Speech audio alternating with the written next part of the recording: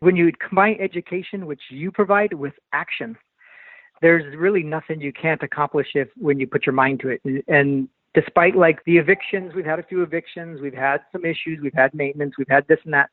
But looking at the big picture, if you can look and not microwave your success, you have to look at the big picture and look down the road 5 to 10 years of something you can control. This is a great avenue, and as you've said it millions of times, as tax favored as anything you can get, right? So it's been a good ride that way. So I just say, look at what your financial goals are and who's in control of them. And then look at real estate, and I think you can get a very good marriage that way.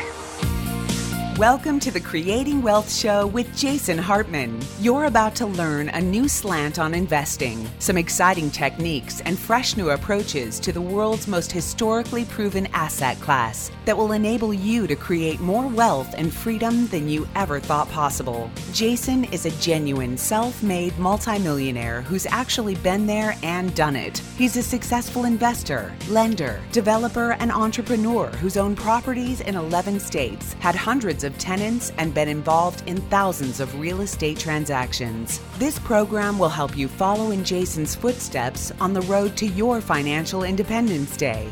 You really can do it. And now, here's your host, Jason Hartman, with the complete solution for real estate investors. Welcome to episode 1314. Thanks for joining us today. Adam is here with me, and we got to talk about a few things that are important. Number one, what do you think, dear listeners, the number one generation, the number one demographic cohort is that will do anything? They will go out of their way. They will beg, borrow, and steal. They will move. Own a home. They will move. Yeah, they will move to own a home, to become homeowners. What do you think that generation is? Hint, it's not who you think. It's not the demographic cohort you think it is. We'll get to that in a moment. Adam, what's going on today? Oh, just living life. I was finally able to get a hold of you. You've been so busy after Profits in Paradise. Just kind of checking in and seeing how all the listeners are doing now. Well, hey, it's good to have you back, but I'll tell you, doing almost, not exactly back-to-back events, that's a lot of work. That takes a lot out of you. We had the Venture Alliance Mastermind Investor Cruise, where we sailed up to New England and Canada, New England states and Canada, and then a little bit of time in between and right into Profits in Paradise. So I love doing events. I love seeing all our people, our clients. I just absolutely love our clients. They're the greatest people. But I tell you, those events, they do take a lot out of you. But it's a labor of love. It's definitely a labor of love. Hey, I got an interesting thing. I put my car on the market. I'm not just crazy about my car. I need a car with more space in it. My car is too much of a sports car, and it doesn't have enough cargo capacity. I really noticed this because I drove to Orlando to Profits in Paradise, and that car just does not hold enough stuff. And so I was thinking my car was kind of overpriced. And then all of our brilliant listeners, they know exactly what I did. I compared it based on the inflation rate to prior cars that I've owned. It was kind of interesting. My car was actually a much better deal than I thought. Now, my car, I'm 2 years into my lease. I paid $82,000 for my car, my German engineered car. And, I thought my car was kind of overpriced. But then I compared it to the first, what we'll call luxury car or expensive car that I owned. When I was 22 years old, I walked into what was then Jim Slemmon's Mercedes-Benz in Newport Beach, California. It's now Fletcher Jones Mercedes-Benz. And I walked in and I couldn't get a salesperson to pay attention to me. They thought, who's this kid? He's just looking at cars. And I'm like, no, I'm actually going to buy one. So I bought a Mercedes 300E. And that car was about $40,000. So I adjusted it for inflation, and I discovered that my car, in inflation-adjusted dollars, is actually cheaper than that car was when I was 22 years old. How do you like that? And that's only based on the official inflation rate. Of course, not the real inflation rate, if you will. You know, Adam, isn't it amazing how when you really do the math, sometimes you feel like you're losing when you're actually winning. You got to know how to do the math so you can keep score properly, right? Yes, you do. And I have to say, I didn't have my first new car until I was way older than 22. I was driving the beat down cars whenever I was that age. Well, my first car, the first one, was $700. I paid cash for it. It was a real junker, let me tell you. It was a real junker. Then I saved up my money and bought my second car with cash, a Toyota 4x4, which was my dream vehicle. I bought that in high school, and I was a totally cool kid having that Toyota 4x4. We've got a good story that you and the listeners will appreciate. My very first car, this isn't going to sound interesting leading into it, my very first car, I have a picture of me at 2 years old being held next to it. Oh, because you inherited it from your parents. It was in the family and it got passed down. So I have a picture of me at 2 years old being held next to my first car. Well, 14 years later, you actually took possession, I guess, right? That's pretty cool. Well, hey, listen, don't feel like you were underprivileged. Nobody gave me a car. I had to buy my cars always. So the first one, the second one, and the third one I financed. Oh, and get this, just to give people a perspective on inflation. My third car was brand new. It was my first new car. I bought it when I was 19 years old because I had just received my real estate license, my first year of college. And I thought, I got to have a car that I can show people properties in. And the good old Toyota 4x4 isn't going to do the job unless I put them in the back and show them houses. I don't think that's going to work. And so I purchased a Volkswagen Jetta, and I like that car quite a bit. And it was $189 a month. And I lived at home, and I remember I did it myself. I didn't get a cosigner. I really wanted to do it myself. I came home and I told my mom that I financed the car, and she just about had a fit that I agreed to pay $189 on a 5-year loan to purchase that car. She was not happy with me. So what you're saying is you were willing to do whatever it took to get that car. Yeah, I guess like we're not going to tell which generation will do whatever it takes to get a house, right? Is that your segue? Oh, that was my segue. Yep, I was heading there. That was pretty good. I caught it. Go for it. Tell us. So what generation is the most willing to do whatever it takes to buy a home? That is the millennials, surely. The millennials, right? Nope. Nope. Not them. The Gen Zers. We're looking at the Gen Zers. Millennials aren't even in second place. Millennials are behind the Gen Xers as well. Well, that's my group. I'm the Gen Xer. So the millennials are not willing to do anything. Now, this includes moving to another city or state. So the mobility of the millennials isn't quite as important when it comes to house purchasing. I think that's more looking at mobility in terms of where you want to live lifestyle-wise, as opposed to purchasing homes. Adam, I kind of question the validity of this story, this news story, because how do the writers know that that's true? The Gen Zers are too young to, I don't know, they just seem kind of too young to be able to say they're going to do anything to get a house. I mean, how do they know that yet, Well, what do you think? The Gen Zers, the youngest ones, are potential home buyers. I mean, they're in their early 20s. See, I mean, they're not necessarily, but I mean, those are especially, you look at the early 20-year-olds, they're the ones who are starting to think about buying the home. So they have to say, yes, I want to, and I'm willing to move. So, I mean, I think it's fair to ask a 25-year-old person, hey, what are you willing to do to buy a house? Because a lot of people at that age are thinking about it. Maybe not buying the McMansion down the road, but, a nice quote-unquote starter home they might be looking at, and they might be seeing what they're willing to do. So, I mean, I think it's a legitimate question to ask. In this segment, we're doing part 2 of our interview from yesterday, talking about millennials and that cohort and, more about what they're like. But I asked our guest, and the listeners will all hear us, more about the McMansions. And you mentioned the McMansions. And I think this is pretty important. I was talking to the listeners about how I was thinking of buying a McMansion for my own home. I just never owned one, and I thought it'd be kind of cool. But then I think of Like, do I really need this maintenance headache? And, it just seems like another hassle, frankly. At this point in my life, I want to spend my money on things that complicate my life less, not more.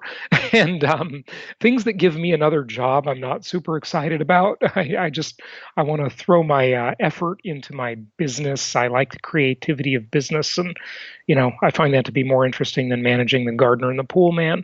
But, I think there's a big hole in the market for those McMansions. If any of our listeners owns a larger home, maybe you would or wouldn't call it a McMansion. It depends where you live, and it's relative to your own marketplace and your own geography. But if you own a larger home, I just don't see a big interest in the next wave of buyers coming to buy those homes. It does not seem, and our guest from yesterday and today agrees with me, that it doesn't seem like millennials would be buyers for McMansions, generally speaking. Of course, it's a stereotype, and right. There are exceptions. But the problem is, as family size shrinks, there's just no need for you have fewer families with 3, 4, 5 kids. You're looking at more people who have 1 or 2 kids asking, "Do I really need 4,000 square feet?" And the answer to 7,000 square feet. Or 7,000 square feet. I mean, when we bought our house, we had 2 kids, and it's 3,400 square feet. And my wife was like, "This is way too big. This is more than we're ever going to need." And then we had twins, and so it became not quite as excessive as that. But I do think people are asking, is it worth my money to do that? Now, one of the interesting things you were talking about this article about who's willing to buy is one of the things that stuck out to me is over half of the respondents to the study said they hadn't heard of Fannie and Freddie's low down payment options or the FHA loans at all. And they thought their credit score was too low. So we are competing for properties with people who don't even understand their financing options. Fortunately. Yeah, I know, that's scary. So, I mean, that's a really good thing for us as investors, and especially, as we buy from market specialists, is the competition just isn't there. Because people think, well, I don't have enough money necessarily, or my credit score got dinged back then, so I'm not good enough to get a loan per se, but they don't understand in some ways how little it takes to become eligible for a home loan. Right, that's true. But I think I just don't picture millennials with their environmental conscientiousness and their tech savvy leanings and their sort of portability ethic. I'm making up that phrase, right? I'm going to call it the portability ethic, which I think is actually quite significant. I just don't picture them wanting a big spread. I don't think it has that much to do with family size. A little bit, sure, but you'd have to have a massively large family to need a 7,000 to 12,000 square foot McMansion. Okay, it's just not necessary. It's a desire, not a need. It's a want, not a need. So I guess the point of this to everybody listening is, look, if you own one of these houses, be careful, because I don't think there's another wave of buyers coming to buy it from you, whether it be the millennials or the Gen Z. I don't think either of those cohorts would be interested in a McMansion. It all remains to be seen. That's just my prediction, my thinking. So if you're going to buy one, you better get a good deal on it and buy it right going in. But, again, the topic of this show is investing. So I just want to mention that when it relates to your own home. All right. You had one other piece you wanted to talk about quickly before our guest, right? Yeah, we wanted to talk about HELOCs. HELOCs, yes. Yep, home equity lines of credit. Yep. Americans aren't doing it anymore. I mean, to put it simply, yeah, they're just not doing it as much. It became big, in the run-up to the Great Recession, and it has since been slashed. And the interesting thing is it's gone from 5% of the banking assets all the way down to below 2%. I mean, we're getting close to like 2004 levels of home equity. It peaked in, surprise, surprise, 2009, in that area. I mean, it says 4% of households had a line of credit in 2016. Yeah, that's it. Yeah. Now, here's the thing. That doesn't tell us, although it still bodes well, Okay. It doesn't tell us the amount of equity they have, the loan to value ratio of all the housing stock, which, by the way, I do happen to know that, and Adam, you might too. It is pretty good. So the equity position in the marketplace is good. In other words, it bodes well for a stable market without any kind of massive decline or housing crisis. So that's good. But I want all of our listeners to hear this and think, this is good for the market in general, but it's not what you should do. Okay. What you should do is the opposite of this. You should be using your equity and not having sleepy equity. Now, you got to do that prudently. Don't be silly, as Eddie Murphy would say in Beverly Hills Cop. Don't be silly. How did he say it? I don't know. It was pretty funny in that old movie. Adam, that was a movie like when you were a little kid. Anyway, millennial. That's the thing. Use that equity. You want to make it work for you. But this is good news. It bodes well for a good, stable housing market going forward, even when, not if, but when we hit another recession, which we inevitably will, and it may be right around the corner. Nobody knows. It bodes well for the market. So that's good to hear, Adam. Yeah, and you mentioned how much equity there is. There's estimated at $6.3 trillion of housing equity out there. The only problem is we don't know compared to what, because I don't have those figures in front of me. Is it $6.3 trillion of equity versus $8 trillion in housing stock of value? No, it's not. But I'm just saying you got to know compared to what, right? So that's really the question. But overall, I do know that the loan to value ratio or the equity to value ratio of all the housing stock is actually poised. It's pretty good. Yeah. So and one of the good parts about this is, since they're not using our homes like credit cards anymore, it's going to hopefully keep us from having a whole bunch of defaults as people aren't able to pay it back and they lose their home because they can't afford to pay their loan back. And also, we're not getting the massive influx of people pulling equity out of their house and using that line of credit to buy more homes or buy their next home or whatever they're going to use it for. So it's hopefully going to limit the bubble aspect of our real estate market. Absolutely. The most important thing of that is not their ability to afford the payment as much as it is having skin in the game, which, by the way, is the title of a great book I just finished by Nassim Nicholas Taleb. I talked about it in the past few weeks. Skin in the Game. Get that book. Read it. It's great. Nassim Nicholas Taleb, Skin in the Game. It's a must. So check it out, folks. All right, Adam, we should tell our listeners to go to jasonhartman.com, check out the properties. Be sure they're subscribed to the Property Cast podcast so they get the updates on all the new inventories that becomes available. I think we should get to our guest, right? Yeah, one last thing. If any questions popped into your head after Profits in Paradise, or if you have any questions for us, go to jasonhartman.com/ask. Ask your questions, and we'll address it as soon as we can. Good call, Adam. Thanks for bringing that up. Let's get to our guest, and we will finish part 2 from yesterday's episode. Now, both of these demographic cohorts, I'd say, would be typified by, well, at least they like to think of themselves this way, as socially responsible, interested in a company or a brand that believes in something. Look, cause marketing has been around for a long, long time. This is not a new idea, right? But there are some distinctions about it with these two cohorts, and please, whenever possible, contrast them. How are they different? What are your thoughts on that? So, yes, cause marketing has been around for a very long time. I did write a new book called The Purpose Advantage, and in this book, I tried to very much highlight the fact that today's consumer and even employees, when all things are equal, and they're not always equal, definitely prefers brands with a soul. And the key part of this is less about generation and more about the ability to afford something. So if my economic situation doesn't allow me any latitude to be able to purchase something beyond whatever the low-cost item is, then I'm buying the low-cost item. On the other hand, I've mentioned this day trader mentality.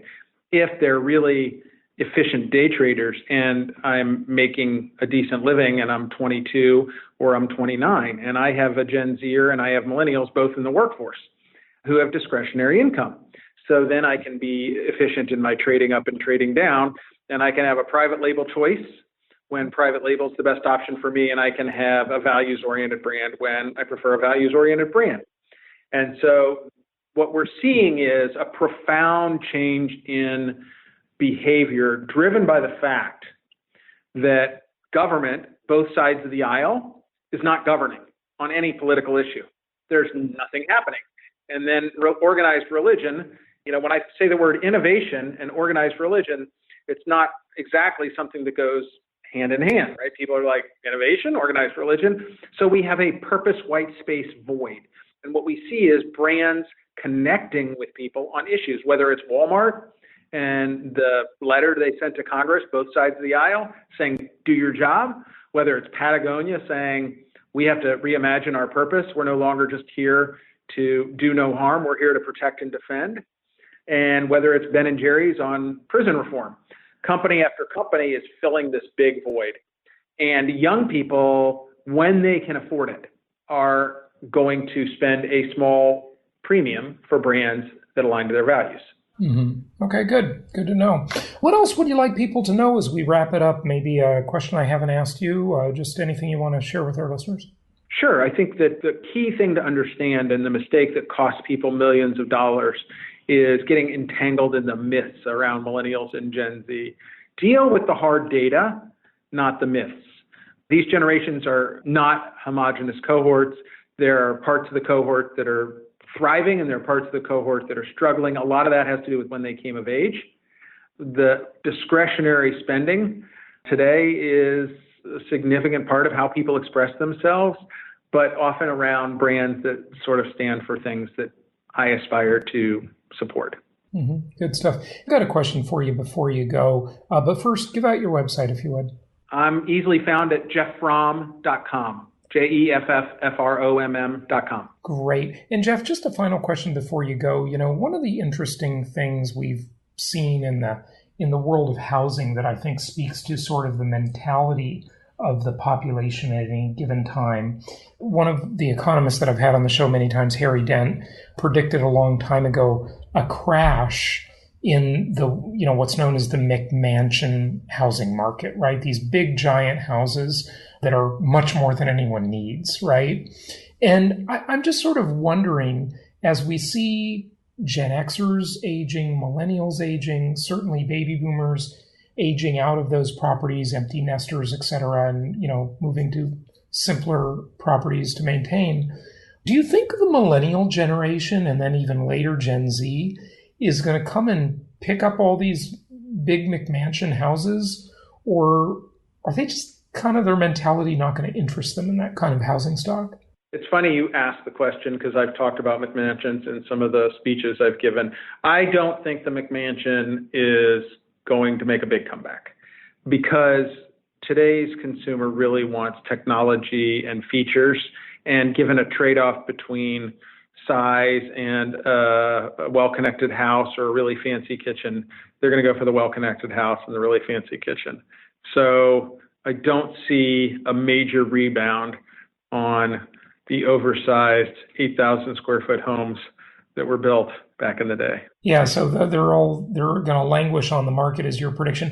But, it's not like that's a trade-off, is it? I mean, the well-connected home is not hard to do. You don't even have to wire any of that stuff in anymore. It's all wireless. Sure. If you want to have your lights go on and off or dimmed or be a different color or, and I don't want to say too loud, your ALEXA, you can do all this stuff wireless. So big house, small house, not a big difference, is it? Well, I think mentally maybe that may be true. There's still the cost of heating and air conditioning and taxes and everything else. Yeah. So, and gardening, mowing the lawn is still a pretty low-tech experience. Yeah.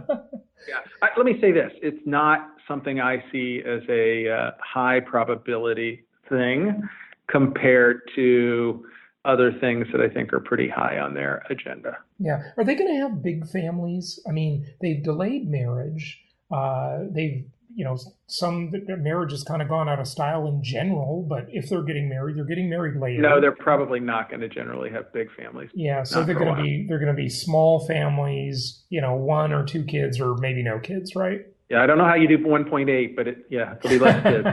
Well, statistically, you can do it. Okay. And so then you also have less of a need around that bigger home, too, right? Exactly. I was kind of looking at that as a result of that. Yeah, absolutely. The other thing, I think, as they continue to want to be in suburban areas by schools when they're having families that they would have access to public transportation in schools, that will dictate to some extent the size of the home that they can buy. Proximity to public transportation and school. If it's bigger homes, then bigger homes will be in vogue. If it's smaller homes can be in vogue because location will still be true. Well, I hate to keep extending this interview, but I can't leave that one alone. We got autonomous vehicles right around the corner, and it looks like we're going to have cheap energy for quite a while, in terms of fuel cost and electric cars and so forth. So I don't know. I kind of wonder if maybe there's going to be a resurgence of the suburbs because for sure. And certainly technology, we can just work at home in general. We don't need to commute anywhere, right? Suburbs will be cool again. McMansions will not. Suburbs will. Yeah. Okay. Interesting. So they still like having a yard in the suburban lifestyle, but maybe not a McMansion necessarily. Very interesting. Jeff, great talking to you. Interesting conversation, and I can't wait to see 5, 10, 15 years from now how it all turns out. Thank you for your time. All right. Thank you. Thank you so much for listening. Please be sure to subscribe so that you don't miss any episodes. Be sure to check out the show's specific website and our general website, hartmanmedia.com, for appropriate disclaimers and terms of service. Remember that guest opinions are their own, and if you require specific legal or tax advice or advice in any other specialized area, please consult an appropriate professional. And we also very much appreciate you reviewing the show. Please go to iTunes or Stitcher Radio or whatever platform you're using and write a review for the show. We would very much appreciate that. And be sure to make it official and subscribe so you do not miss any episodes. We look forward to seeing you on the next episode.